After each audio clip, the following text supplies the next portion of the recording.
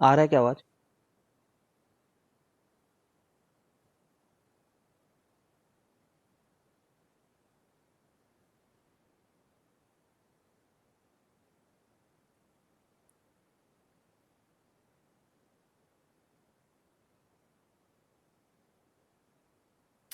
ठीक है। अभी अभी के लिए चलो ज्वाइन करने दो एक दो लोगों को।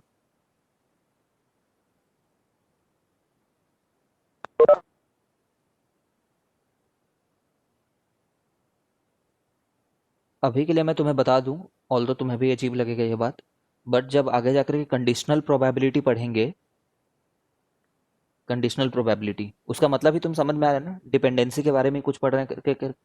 कंडीशनल प्रोबेबिलिटी का मतलब ये है कि अगर पहले में हेड आ जाता है, ठीक है,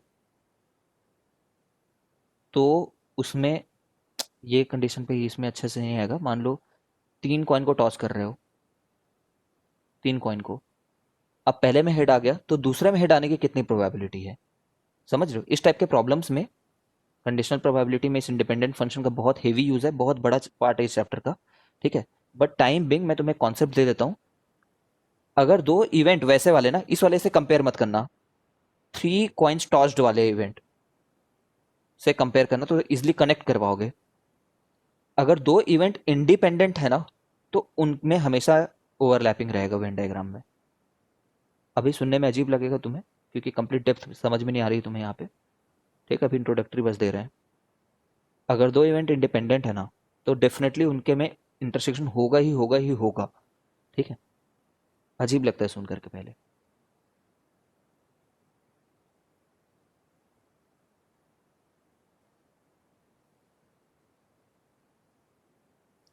ठीक, कप्लीमेंट ऑफ इवेंट समझते हो? ए के बाहर वाली बात है ना, ये ए के बाहर वाली बात जो है कम्प्लीमेंट ऑफ ए है। ठीक है, simple event.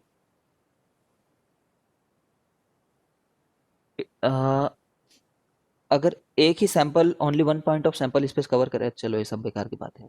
Compound event, compound event में when two or more events occur simultaneously then the event is said to be compound event। अरे छोड़ो, इन सबका कोई मतलब नहीं है।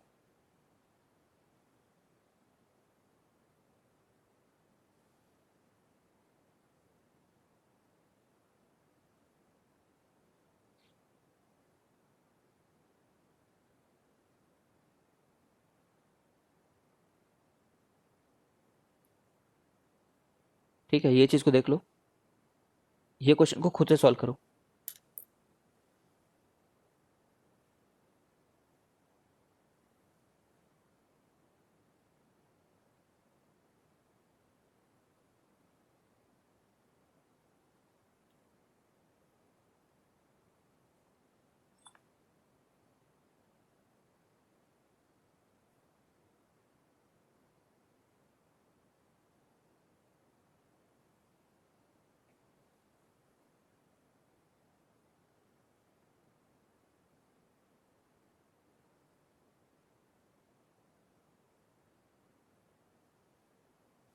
ठीक है, सरल होगा, ये समझ गए हो? ए और बी कैसे होता है, कैसे और मतलब तो एडिशन होता है, और सेट में एडिशन कैसे होता है, 3 को 2 बार नहीं लिखेंगे, एक ही बार लिखेंगे। ठीक है, ये सब बातें बहुत हो गया यार, ये सब छोटी छोटी बातों को पढ़ना। इक्विलैटरल इवेंट वही हैं जिनके सबके प्रोबेबिलिटी सेम होते हैं।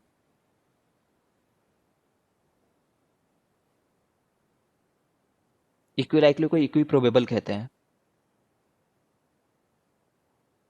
ठीक है, ये देखो म्यूचुअली एक्सक्लूसिव के दो नाम और होते हैं, म्यूचुअली एक्सक्लूसिव बोल लो, चाहे डिसजॉइंट। डिसजॉइंट मतलब समझते हो ना, ज्वाइन ना होना। इनकम्पैटिबल, इनकम्पैटिबल ऑब्वियसली, जिसके साथ तुम इनकम्पैटिबल हो उसके साथ रह ही नहीं सकते। ठीक है, तो ये सब बातें हैं।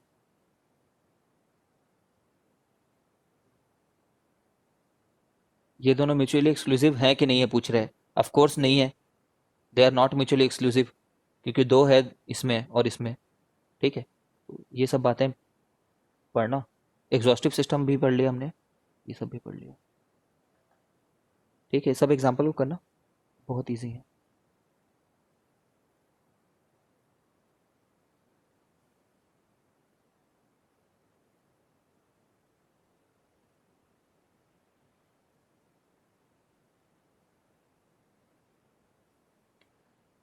Classical definition of probability, classical definition of probability क्या है? हमें सेंटिमेंटल होने की कोई जरूरत नहीं है। क्लासिकल डेफिनेशन ये है, number of favourable outcomes upon total number of outcomes. ठीक है, ये फॉर्मूला जानने की कोई जरूरत नहीं है। टेक्निकली अब मैथमेटिक्स सब सेंटिमेंटल होकर के पढ़ोगे ही ना जब बैचलर्स वाले में, तब ये फॉर्मूला समझ में आता है। बाकी अभी तो हम ये बोलेंगे कि number of favourable cases upon total number of cases. ठीक है, यही हमारे लिए फॉर्मूला। तो एम प्लस एन जानने की कोई जरूरत नहीं है।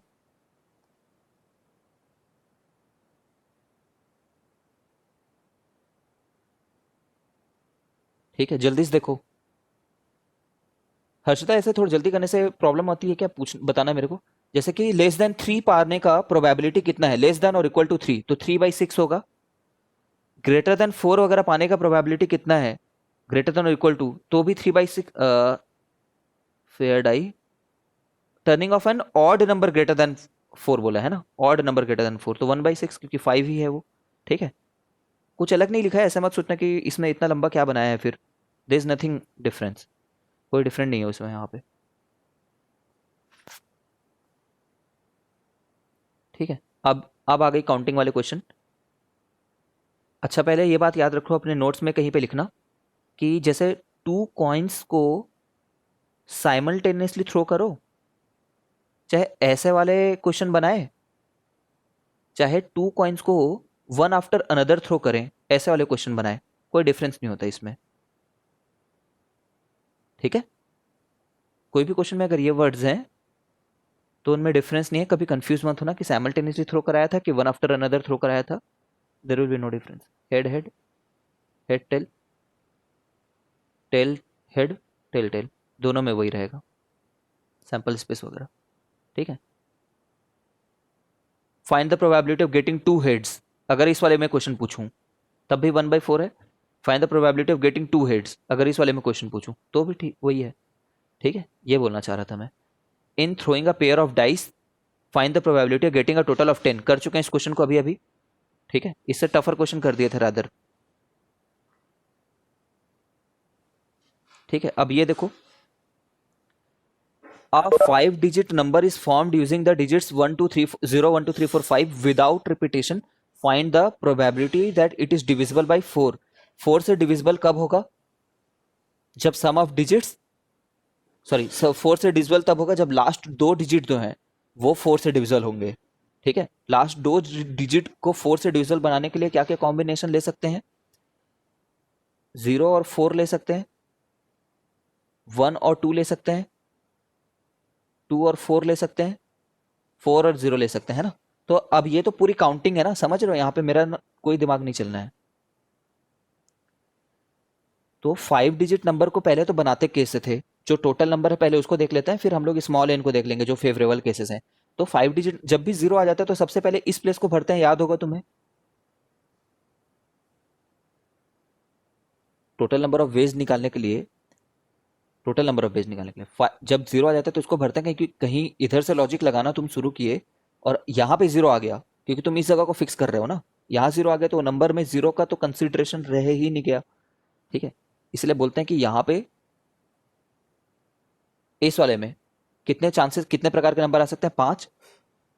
तो कोई भी कितने नंबर, 1 2 3 4 5 6 लोग हैं ना, तो इस जगह पे तो 5 ही लोग आ सकते हैं, ये लोग। और किसी भी एक को कट कर दो, फिर यहाँ पे कितने लोग आ सकते हैं? फिर से 5 लोग आ सकते हैं। ठीक है, फिर 4 3 2, तो ये तो टोटल नंबर ऑफ केस हुआ। अगर याद ना आ रहा हो तो बताना, क्योंकि ये हमने ना पीएनसी वगैरह में 11th में पढ़ा। कभी कभी होता है कि अगर तुमने प्रैक्टिस ना किया हो तो याद ना आ रहा हो कि कैसे देखते थे। अब हमें डिविजिबल बाई 4 वालों को देखना है। ठीक है, काउंटिंग करना होगा यार, no other way hand to count. 4 यहाँ पे है, 5 डिजिट बनाने हैं, यहाँ पे 6 लोग हैं हमारे पास में। तो मैं काउंटिंग कैसे करूंगा पता है? 0 4 डाल देंगे। ठीक है, जैसे ही 0, अच्छा इन्होंने भी यही किया, 0 4 जैसे ही डाले, अब यहाँ पे कितने बन सकते हैं? तो जैसे 0 और 4 को तो मैंने कट कर दिया। ठीक है, फिर बस 5, 3 जगह हैं और 4 लोग हैं, तो 4 4 P 3 तरीके से भर सकते हैं। ठीक है, और ये दोनों को आपस में स्विच कर सकते हैं। तो इतना इंटू टू, ये तरीके हो गए यहाँ पे। समझ रहे हो ना? ये इंटू टू क्यों आया? क्योंकि ये दोनों को इंटर में स्विच कर सकते हैं अंदर में आपस में। तो 0 और 4 को मैंने काउंट कर लिया। अब मैं क्या काउंट करूंगा? 1 और 2 को काउंट कर लेता हूँ। चलो 1 2 वाले को रख लेता हूँ। जब 1 2 को करा तो यहाँ पे कितने तरीके से नंबर को भर सकता हूँ? 1 और 2 को कट किया हो ना, 1 2 3 4, लेकिन 0 को नहीं भर सकते। तो 3 तरीके से भर सकते हो। ठीक है, किसी भी एक को भर दिए तो यहाँ पे फिर से 3 तरीका आ जाएगा, यहाँ पे 2 तरीका आ जाएगा। क्योंकि हाँ, दूर से समझाना बहुत टफ है यार ये सबको। मतलब पता नहीं चलता है तुम हो भी वहां पे कि नहीं हो। आई होप यहाँ पे समझ गए हो तुम कैसे किया हमने इसको।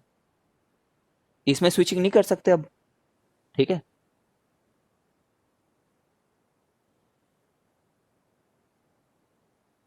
तो इसमें स्विचिंग नहीं कर सकते। यहाँ पे यही तरीका था, 3 3 9 दूनी 3 3 9 18।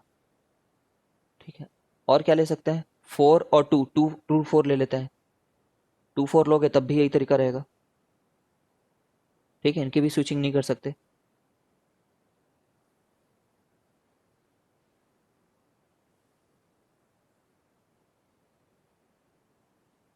अगर तुम्हें समझ में नहीं आ रहा, डोंट वरी, क्योंकि तुम्हें खुद करना है ये। ठीक है, मेरे बताए हुए तरीके से नहीं, खुद से। और क्या रह गया यार?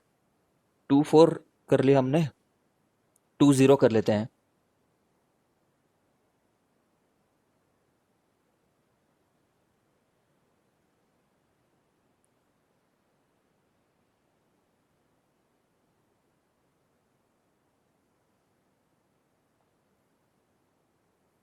जब 2 और 0 कर दियो तो यहाँ पे इतने नंबर ऑफ तरीके से रहेंगे। इतने नहीं, मतलब इतने रहेंगे।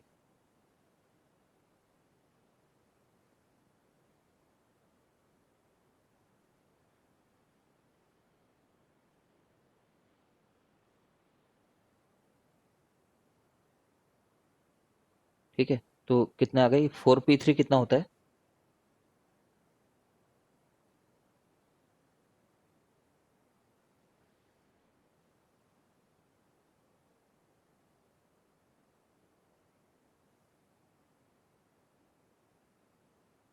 4 फैक्टोरियल अपन 1 फैक्टोरियल होता है ना ये तो। ठीक है, तो 24 इंटू 2, 48। यहाँ से 48 आया, यहाँ से 18 आया, यहाँ से भी 18 आया, और यहाँ से 20 आया। नहीं, ये आया, 24 आया। ठीक है, तो 48, 18 18 और 24, 48 18।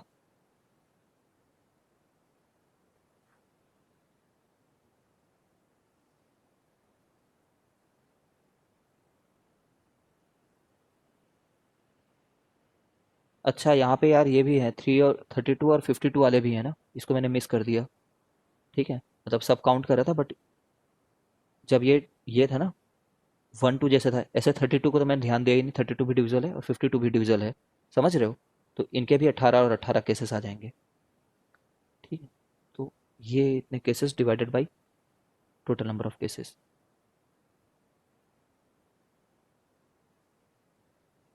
ठीक है, वही आंसर है, डोंट वरी अबाउट दैट।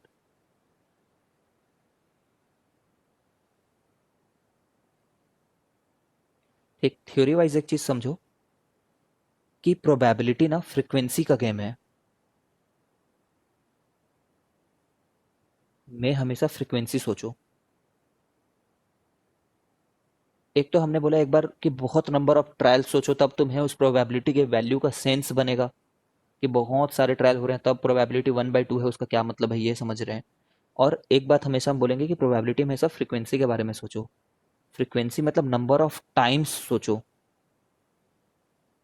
ठीक है, तुम्हें क्या नहीं सोचना है ये बता देता हूँ। तुम्हें नहीं सोचना है number of veg. Number of veg word को इस चैप्टर में इस्तेमाल मत किया करना। ठीक है, कंफ्यूज हो जाओ तो इस्तेमाल नहीं करना है, कंफ्यूज हो जाओ तो। वरना जनरली स्पीकिंग तो मैं खुद भी कई बार नंबर ऑफ वेज बोल डालूंगा। जैसे अगर मैं तुम्हें बोलूं कि एक बैग में 40 रेड बॉल हैं और 60 ग्रीन बॉल हैं। ठीक है, तो प्रोबेबिलिटी ऑफ पिकिंग रेड क्या होगा? अगर एक बॉल उठा रहे हो तो what will be probability of picking red?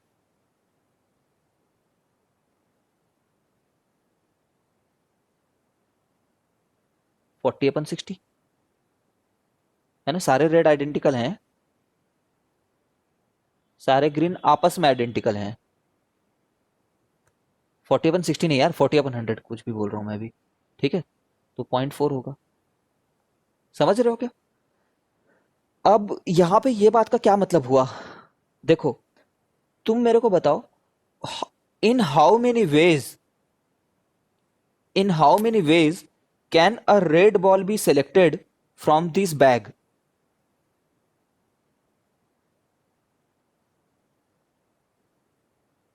बताओ।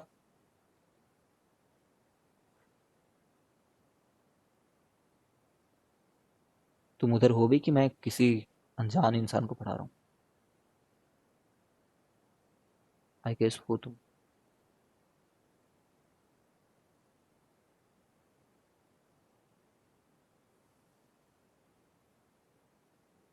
आर यू, हाँ ठीक है ना। देखो, in how many ways can a red ball be selected from 40 red balls? There is only one way in which a red ball can be selected from 40 red balls. समझ रहे हो? Answer is one way, but उसे answer नहीं आएगा ना। तुम ऐसे नहीं बोल सकते कि in how many ways can our work be done. एक ही तरीके से हमारा काम हो सकता है भाई, 40 बॉल को सिलेक्ट कर, 40 में से कोई भी एक सिलेक्ट करने का एक ही तरीका तो है, और टोटल तरीके कितने हैं? तो एक तरीका 40 में से कोई भी एक ग्रीन बॉल सेलेक्ट करने का है, रेड बॉल को सिलेक्ट करने का है, या फिर एक ही तरीका 60 में से कोई भी एक ग्रीन बॉल को सिलेक्ट करने का है, तो प्रोबेबिलिटी 1/2 है। प्योर नॉनसेंस है ये तो तुम्हें इन how many number of veg can it be done, ऐसा हर बार नहीं सोचना है ना, फ्रीक्वेंसी के हिसाब से सोचना है। फ्रीक्वेंसी, ठीक है, कि 40 बार चांसेस है हमें उसे उठाने के। How many times can we pick a red ball? ठीक है। या तो जैसे हम लोग के हम समय पे हमारे सर ने बोला था, जितनी आइडेंटिकल चीजें हैं सबको डिस्टिंक्ट मान करके प्रोबेबिलिटी में सोचना चाहिए। He said like this. उससे मेरा काम हो गया था। उस समय तक मैं फ्रीक्वेंसी टर्म्स के तरीके से सोचता नहीं था, ठीक है, टू बी वेरी फ्रैंक, दिक्कत नहीं आती थी मुझे, ठीक है ना। समझ रहे हो? तुम्हें जो तरीका सूट करे, मुझे ये सूट करता था कि सभी डिस्टिंक्ट को उस समय डिस्टिंक्ट मान लेते थे हम लोग सबको, ठीक है। थोड़ी प्रैक्टिस होने के बाद में इन सब बातों का कोई महत्व नहीं रह जाता, क्योंकि तुम इंट्यूटिवली सॉल्व करते हो फिर क्वेश्चंस को, ठीक है। But I think what I told you are getting. 40 बार रेड है ऐसे सोचना है तुम्हें, ठीक है, नंबर ऑफ वेज नहीं, because there is only one way to select 40 identical ball में से कोई एक बॉल। यहाँ पे क्वेश्चन क्या था समझ रहे हो ना? What is the probability of picking a red ball? What is probability of picking,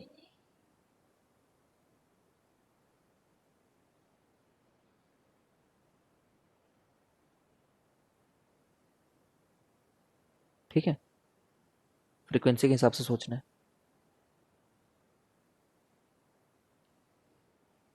देखो, एडिशन थ्योरम ऑन प्रोबेबिलिटी, ये वही बात है कि अगर तुम्हें probability of A union B निकालना है तो ऐसे निकालोगे।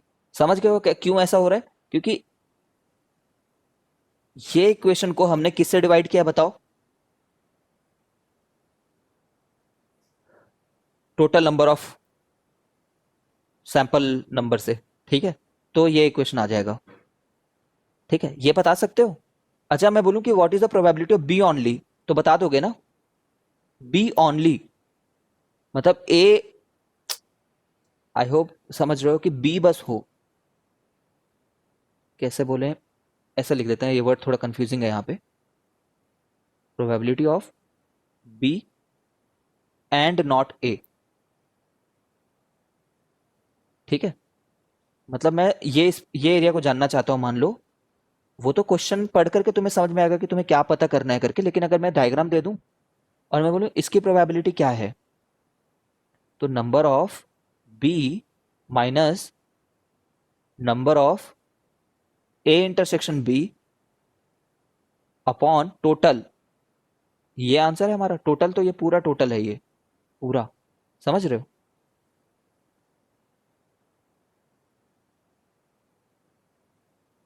कैसे क्वेश्चन आएगा? What is the probability that a person chosen from this district speaks only Bengali and no other language, ठीक है। तो इस तरीके से सोचोगे, ठीक है। तो तुम बस बस मेरे को ना ये वेरीफाई करके दिखाओ। अच्छा ये सब तो समझते हो गए ये कहाँ से आता है करके, ठीक है। डी मॉर्गन थ्योरम बोलते हैं क्या इसको, अच्छा यहीं पे लिखा है यार, ठीक है। और ये डिस्ट्रीब्यूटिव लॉज अगर तुम्हें कभी जरूरत पड़ी तो।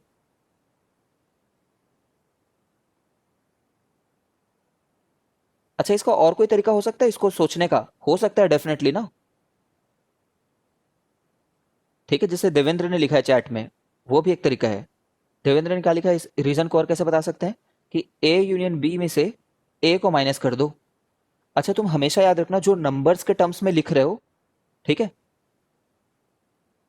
जैसे ये रीजन बस इतना था ना, डिवाइडेड बाई एन तो हमने प्रोबेबिलिटी निकालने के लिए किया है, probability of this stated reason, ठीक है। तो जितना मैं नंबर के हिसाब से लिख पाता हूँ ना, वो हमेशा प्रोबेबिलिटी के हिसाब से भी उसको लिख पाऊंगा, क्योंकि होल इक्वेशन को एन से ही तो डिवाइड करना है। What ever I am writing in terms of number is the same expression for the probability also, because सिर्फ एक कैपिटल एन से डिवाइड करना है, ठीक है। So this statement is called addition theorem of probability.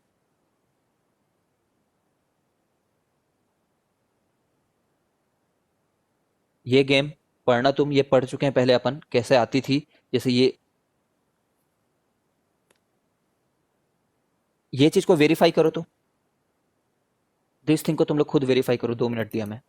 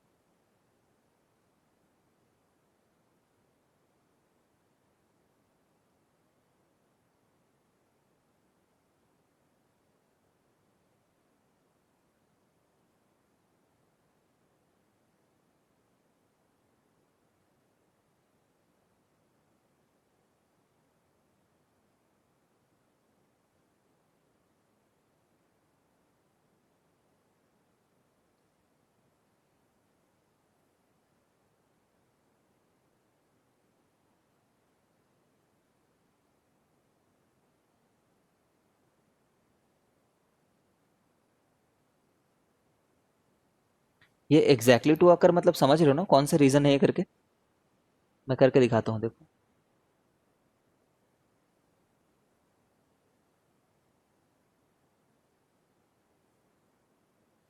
थोड़ा छोटा बन गया, रुको।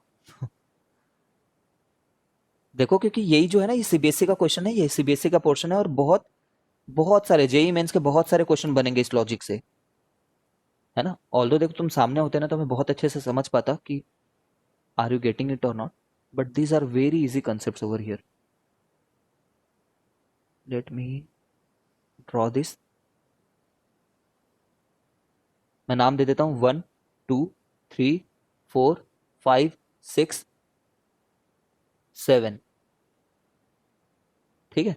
तो exactly two of A B C, exactly two होने चाहिए, मतलब 2 + 5 + 4 + 6 रीजन चाहिए मेरे को, एग्जैक्टली टू ना, तो 5 फाइव नहीं नहीं ना चाहिए सर? मेरे को, ठीक है। एग्जैक्टली टू, तो 5 नहीं चाहिए, है ना, क्योंकि 5 में तो तीनों हो जा रहे हैं।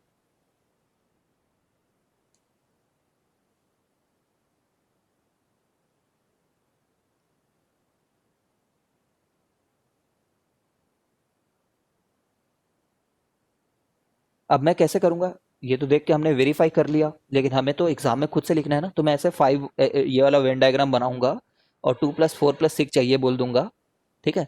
फिर देखूंगा 2 कहाँ पे है करके, ठीक है। तो मतलब लॉजिकली मैं सोचूंगा कि अच्छा इसको वर्ड्स में भी फॉर्मुलेट कर सकते हैं ना, probability of A and B plus B and C plus probability of C and A minus probability of, ये एक्सक्लूजन इंक्लूजन का इंट्यूटिव नॉलेज रहने से आएगा कि भाई जब तीनों ही हो रहे हैं उसको तो हटाना ही पड़ेगा ना। समझ रहे हो? या फिर यहां से मैं क्या देख सकता था कि टू किस में है ऐसा सोच लेता मैं पहले, है ना। डोंट वरी, अगर तुम टू इसमें है इसको नहीं सोच पा रहे हो और तुम्हें गलती से ऐसा लग गया कि टू इसमें है वाले को ले लेते हैं, तो करेक्ट मैथमेटिक्स लगाना, आंसर तो आएगा ही ना। There is not one way to do it, there are many ways. ठीक है, तो जैसे मैंने करेक्ट सोच लिया, मान लो इसमें है करके करेक्ट सोचा, तो मैंने ले लिया, इसका नाम रख देते हैं मैं ए बी सी। तो ए इंटरसेक्शन बी रख लिया एक बार मैंने। फिर मेरे को 6 चाहिए था, तो मैंने इसको ले लिया, है ना। भाई जितना चाहिए उसका ना, उसके एकदम सटीक लेने की कोशिश करना, ज़्यादा स्प्रेडेड लेने की कोशिश मत करना। और मेरे को वो चाहिए तो मैंने ये चीज़ भी उठा लिया, probability of A intersection B intersection, sorry, A intersection C. इस चक्कर में मैंने 5 को कितने बार उठा दिया, 3 बार उठा दिया मैंने, है ना। तो 3 बार हटाना उसको। ठीक है, तो यहाँ पे 3 बार हटाना था मेरे को, क्योंकि ए एंड बी में सी वाले भी कुछ हैं, बी एंड सी में ए वाले भी कुछ हैं, सी एंड ए में भी बी वाले कुछ हैं, तो 3 बार हटाना था। ठीक है, यहाँ से भी सोच सकते थे, यहाँ पे मैंने पहले एक ही बार लिख के गलत लिख दिया था, 3 बार ही हटाना है।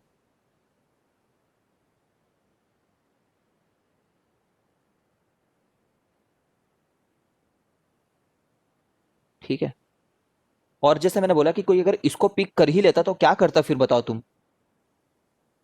उसके लिए कुछ बहुत बड़ा रूट बन जाता, फिर वो सिर्फ ए वाले को हटा रहा होता, कुछ कर रहा होता वो। ठीक है, बट आ जाएगा उस तरीके से भी, मेहनत करते जाओगे तो। ये तुम्हें पूरा लिख करके देखना है घर पे।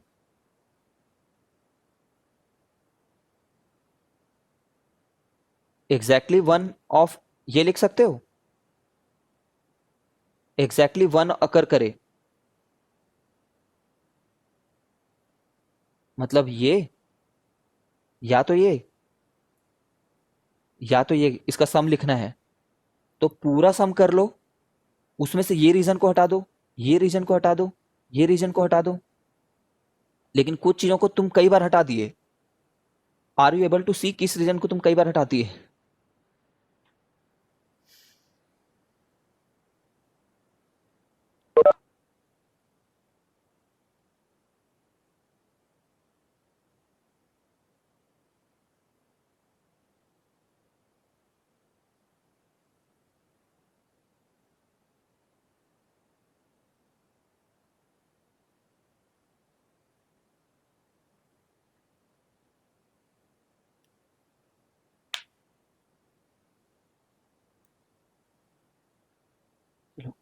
कर लोगे क्या अल्फी एंड आर्या? शाश्वत कर लेगा, लिख लेगा, कैसे करेंगे करके। रटना तो बिल्कुल नहीं है ना, तुम्हें लिखने आना चाहिए ही। रटने के फिरात में जाओगे चैप्टर बिगड़ जाएगा।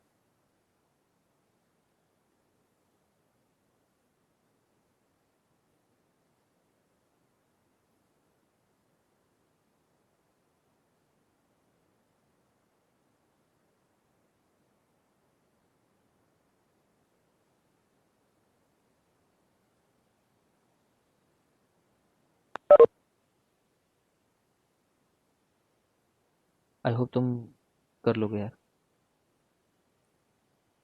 मैं क्या करूंगा इसके लिए, 1 3 और 7 के लिए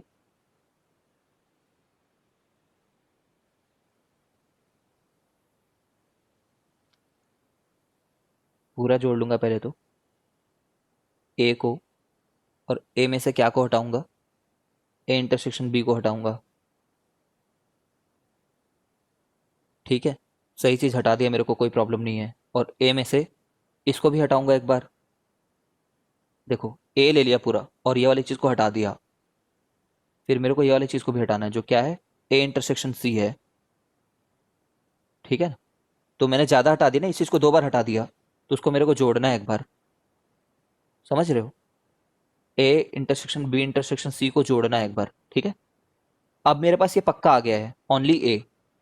अब वैसे मैं 3 को ले लूंगा, पूरा बी ले लूंगा, फिर ये हटा दूंगा, फिर ये हटा दूंगा, लेकिन इसको एक बार जोड़ लूंगा दोबारा। ठीक है, I think I am over explaining now, इसलिए 3 बार जोड़ा गया इसको। Is it okay Harshita?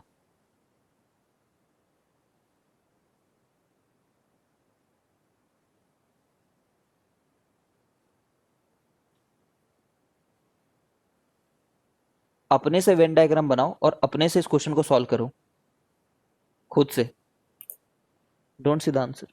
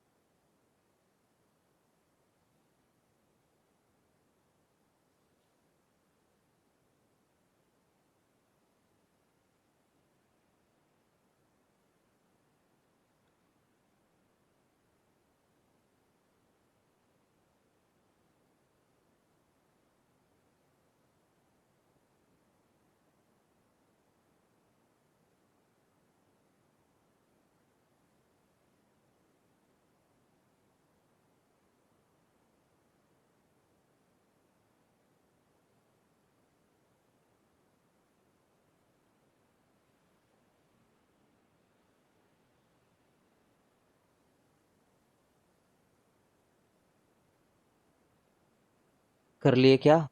कितना टाइम लगा रहे हो इसमें?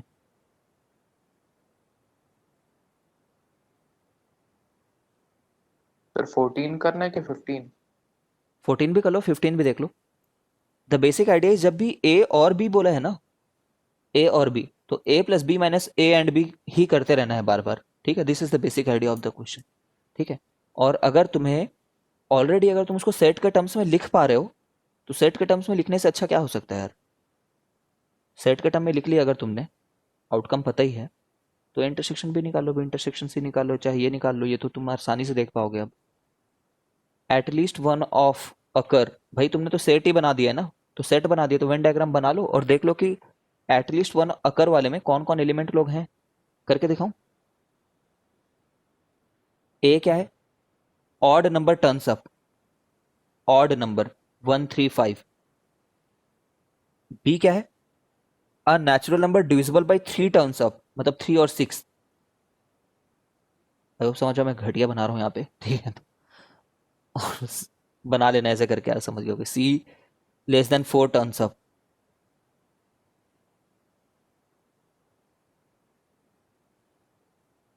ठीक है। Find the probability that at least one of them occur. ठीक है। एटलीस्ट वन ऑफ देम में कौन रहते हैं? ये रीजन।